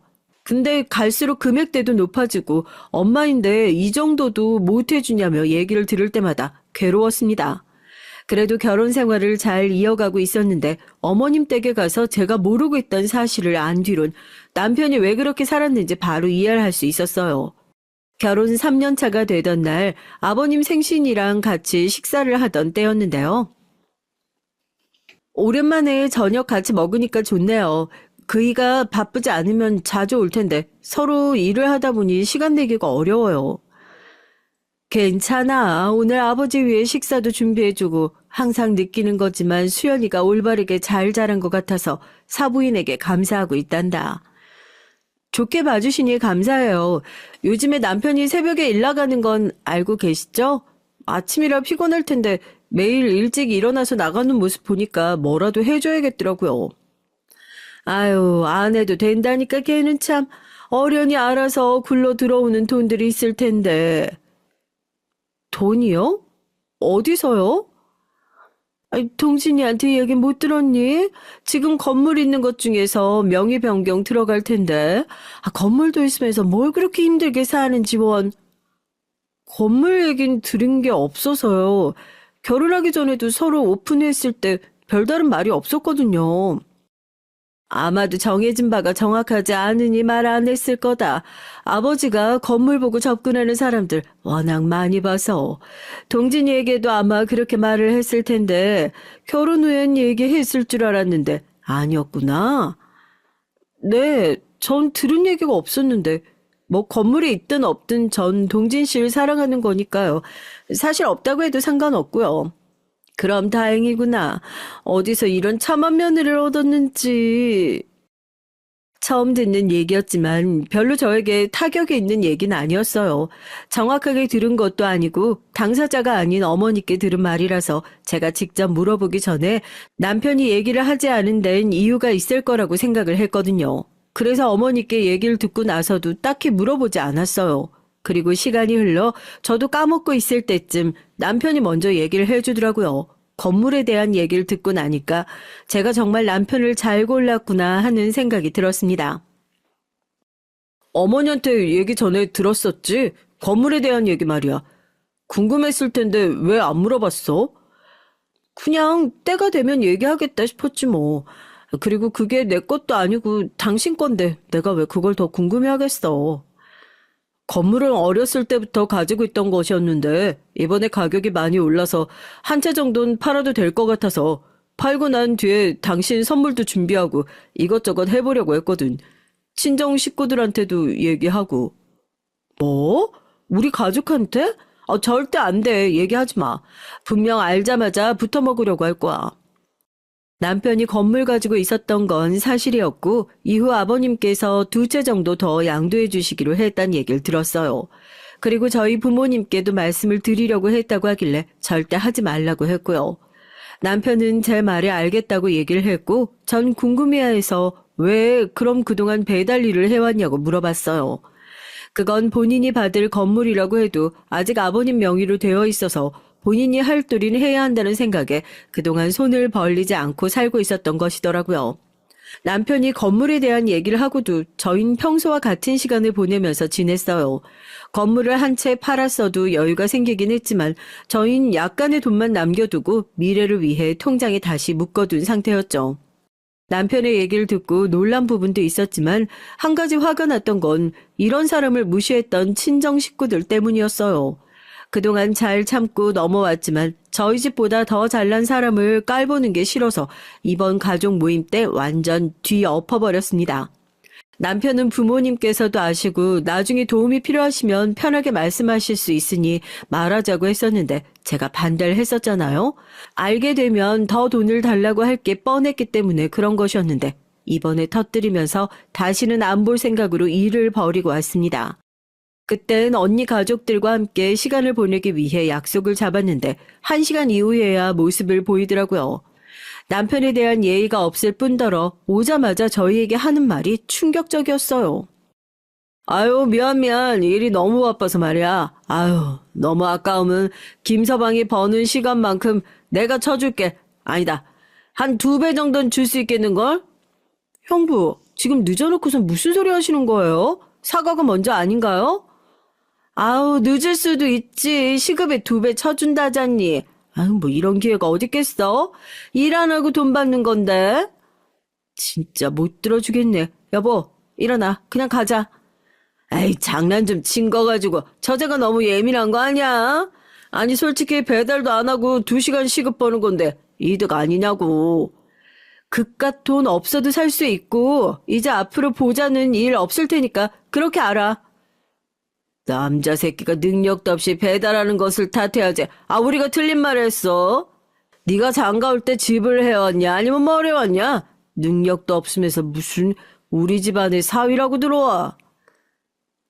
형부의 말을 끝으로 참을 수 없었던 전 그대로 뺨을 올리며 한마디를 남길 수밖에 없었는데요. 도저히 듣기가 힘들더라고요. 뭐? 네가 할 말은 아니지. 이 사람 물려받을 자산만 해도 건물 3채는 되는 사람이야. 얼마 전엔 한 채 팔아서 현금까지 두둑해졌는데 이 정도면 말 다 했지? 능력 없는 건 너야. 뭐? 건물 3채? 거짓말 치지 마. 말론 누가 못해. 아이씨, 그렇다고 뺨을 날려 이게.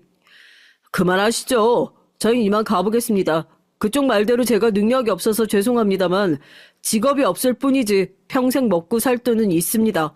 걱정 마시죠. 저를 내려치는 형부의 팔을 잡고선 남편도 지쳤다는 듯이 얘기를 하고 그대로 밖을 나와버렸어요. 시원하게 말을 해서 편하긴 했지만 문제는 그 뒤였는데요. 건물에 있다는 얘기를 듣자마자 언니는 저에게 그걸 어떻게 말을 안 할 수 있냐면서 제 지분은 어느 정도인지 물어보더라고요.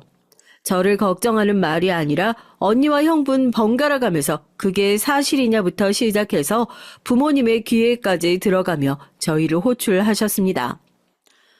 부르셔서 오긴 했지만 건물에 대한 얘기를 하면 더 이상 할 거 없어요. 제 것도 아니고 남편 건데 왜 그렇게 탐을 내세요? 아, 그게 왜 네 지분이 없니? 아, 넌 결혼할 때 들고 갔던 돈이나 뭐 생활하면서 김서방한테 줬던 게 있을 게 아니야. 김서방 자네가 말해보게. 왜 얘기를 안 했나? 혼자 그 건물 다 독차지할 생각이었던 거야? 아, 그런 건 아니고요. 아버지께 받기로 한 기간도 한참 남았었고 이제 한 채 받아서 처분한 것뿐입니다. 아직 제 것도 아니고요. 그래도 곧 김서방 것이 될 것인데 친정이 이렇게 어려운 거라면 판 건물에 돈이라도 좀 나눠주는 게 맞지 않냐 이 말이지. 엄마 그만 좀 해. 그동안 생활비 명목으로 들고 간 돈이 얼만데 그래. 그걸 내가 다 썼냐? 어? 네 형부가 사업해보겠다고 다 들고 간 돈이야. 아니 거기서 우리 그 얘기가 왜 나와? 엄마가 좋은 마음으로 도와주는 거라며. 그야말로 집안은 난장판이 됐고 아버지께선 면목이 없다며 사과를 하셨어요. 그동안 제가 드렸던 돈이 다 형부에게 들어갔다는 얘기를 듣고 나선 참을 수가 없었고 그대로 금전적인 지원은 끊었습니다. 아니나 다를까 달마다 월급날이 되면 돈이 안 들어온다면서 연락을 하시더라고요. 딱 자식의 도리를 할 정도로만 전해드렸고 이후에 도와달라는 연락은 일체 받지 않았어요. 그리고 남편도 이번에 마음을 단단히 먹었는지 저에게 친정과 교류가 없어도 된다며 너무 애쓰지 말라더군요. 저희 집안이 이렇게 물질적인 면으로만 저희에게 요구를 할 줄도 몰랐고 딱 아버지 한 분만 입장을 이해해 주셨어요.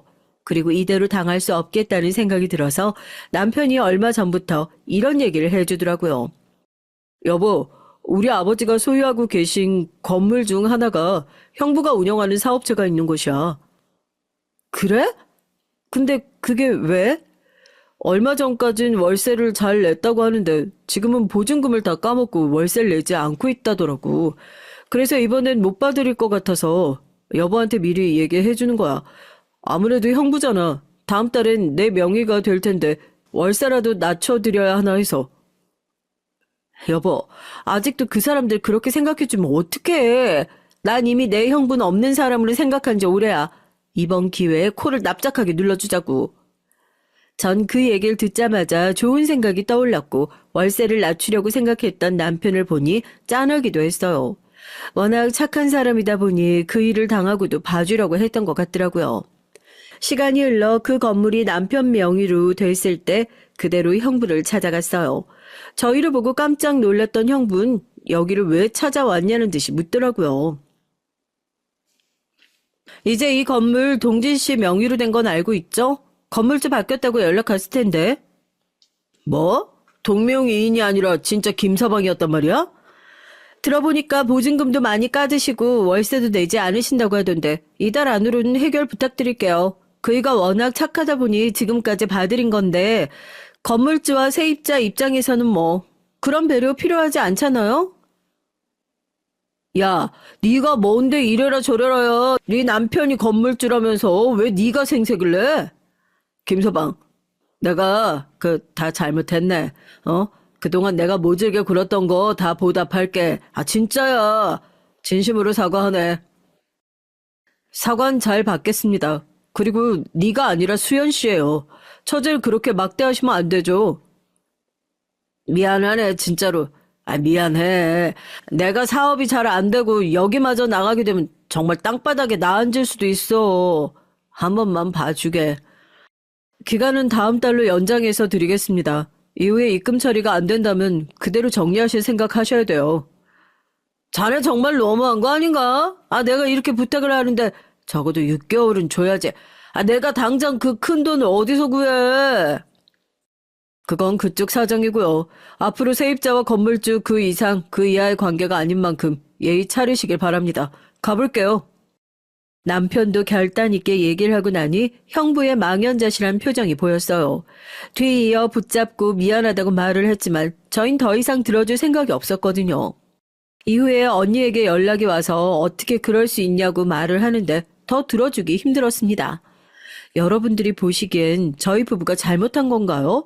건물을 뺏은 것도 아니고 세입자가 돈을 안 냈는데 그걸 봐주지 않았다며 저희에게 미안하다고 했다가 나중엔 협박까지 하는 모습을 보니까 사람이 돈 앞에서 이렇게 무너지는구나 싶기도 해요. 건물이 있다는 건 좋은 것도 있지만 그만큼 관리할 부분들도 많고 남편이 혼자서 하기엔 어렵다면서 이번 기회에 퇴사를 하고 본인과 같이 건물을 관리하자고 해서 그렇게 하기로 했어요. 기존에 다니고 있던 곳에 대한 아쉬움이 있긴 했지만 남편이 이젠 고생시키고 싶지 않다면서 퇴사를 하는 게 어떠냐고 얘기를 해주더라고요. 덕분에 지금은 편하게 건물 관리를 하면서 전보다 여유롭게 남편과 생활을 즐기고 있습니다. 형부와 언니랑은 더 이상 연락을 안 하고 있고 부모님께도 자식된 도리만 하고 있는 중이에요. 남편은 그동안 지지해주신 아버지께 크게 용돈을 드렸는데 아직 어머니는 모르시는 것 같더라고요. 그래서 오로지 아버지만을 위해서 사용하시라고 당부를 드리고 꼭 형부와 언니가 찾아와도 절대 주면 안 된다고 당부를 드리고 왔습니다. 결혼을 하면서 중요한 부분들은 정말 많죠. 하지만 그 중에서도 잘 봐야 하는 게 사람의 성품이고 또 그 집안을 잘 봐야 하는 부분이잖아요. 전 이번 기회에 돈의 힘을 알게 됐고 무엇보다 저희 가족들이 그렇게 직업을 따지고 안정적으로 살아가기 위해선 사람이 성품보다 돈벌이가 중요하다고 얘기를 하는 것을 보니 있던 정도 뚝 떨어졌어요.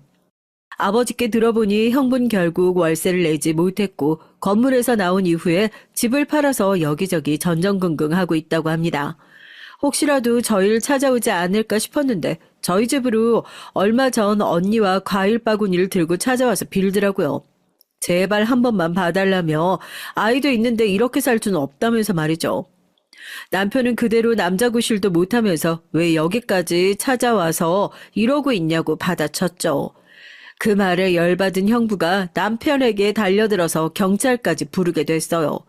결국 합의를 하지 않으면 형부가 감옥에 갈 상황까지 생기면서 언니가 저희 집으로 찾아와서 앞으로 눈앞에 보이는 일 없게 할 테니까 감옥까지는 제발 보내지 말아달라며 있는 돈을 가지고 와서 합의를 요청했죠. 여기까지 웬일이야? 얼굴 보면서 얘기하고 싶지 않은데? 수연아, 제발 부탁이야. 우리가 다 잘못했어. 감옥까진 제발 좀 참아줘. 우리 아이도 있는데 범죄자 아빠 만들 수 없잖아. 아니, 그런 것까지 우리가 왜 봐줘야 돼? 폭력을 쓴 건 그쪽인데 그동안 우리에게 했던 건 생각도 안 하나 봐? 그건 저번에 사과했잖아. 정말 미안해, 응? 이렇게 내가 빌게, 부탁할게. 아니, 남자 구실도 못하는 건 그쪽 남편인데 왜 여기까지 와서 난리세요? 돈도 못 벌고 폭력에. 그런 사람이랑 결혼하니까 그렇게 되는 거죠. 애초에 성격 자체가 그런 사람인데 모르고 사셨어요? 짠하기도 했지만 그동안 제 남편에게 준 상처에 비하면 아무것도 아니었어요. 그래도 사람을 감옥까지 보내는 건 아닌 것 같아서 합의금을 받고 합의를 해줬습니다. 조금 덜 시원한 사이다라고 생각하실 수 있지만 저희 나름대로 제대로 꼬리를 밟은 것과 다름이 없었거든요. 그동안 저희는 아무리 직업에 대해서 무시를 하고 낮게 봐도 가족이니까 걱정을 해주는 것이라고 생각만 했는데 호구처럼 듣고만 있었던 것 같아서 이번엔 더 이상 봐주지 않았던 건데요. 마음이 편하진 않았지만 이건 저희의 심성이라 어떻게 할 수 있는 부분이 아니더라고요. 지금은 들어보니까 형부도 계속 힘들어하고 있는 것 같고 언니는 슬슬 저희에게 도와달라는 듯이 연락을 해오긴 하는데 절대 도와줄 생각이 없어서 철저하게 무시하고 있는 중이에요. 그렇게 잘 산다면서 저한테 왜 배달원을 만나냐고 말할 땐 언제고 이제 와서 제 남편에게도 깍듯하게 하는 게 마음에 들지 않아요. 남편도 지금은 종종 새벽에 배달을 하면서 지내고 있는데요. 본인은 그게 더 편하다고 하니까 두고 있고 시아버진 그때 약속하신 대로 저희에게 건물 2채를 더 양도해 주셨어요. 위치도 좋고 시세도 괜찮은 편이라서 앞으로 노후가 든든해질 것 같다는 생각이 들더라고요. 그리고 저희 집에 있었던 얘기도 시부모님이 알고 계셨는데 사실 크게 신경을 안 쓰시는 것 같았거든요. 하지만 누가 아들이 그런 취급 당하는데 마음이 좋겠어요? 제가 대신 사과를 드렸고 다행히 너그럽게 용서를 해주셨습니다. 예전부터 말씀하셨지만 저희만 잘 살면 된다고 해주시는 분들이라서 그런지 앞으로는 그런 트러블 없이 잘 살라고 얘기를 해주시더라고요. 덕분에 저희도 지금까지 큰 다툼 없이 결혼 생활을 잘 이어오고 있는데요. 얼마 전 언니에게 들어보니까 결국엔 형부랑 이혼을 한 것 같더라고요. 아이가 있다면서 가정을 지키겠다고 했던 형부는 결국 또 한 번의 폭력 사건으로 인해 징역에 가게 됐고 언니도 결혼 생활을 정리했다고 해요. 또 폭력을 저질렀다고 하니 혹시라도 언니가 맞은 건 아닌가 걱정이 됐는데 다행히 그건 아니었대요. 술을 먹고 본인을 무시한다고 느끼고 때렸다더라고요.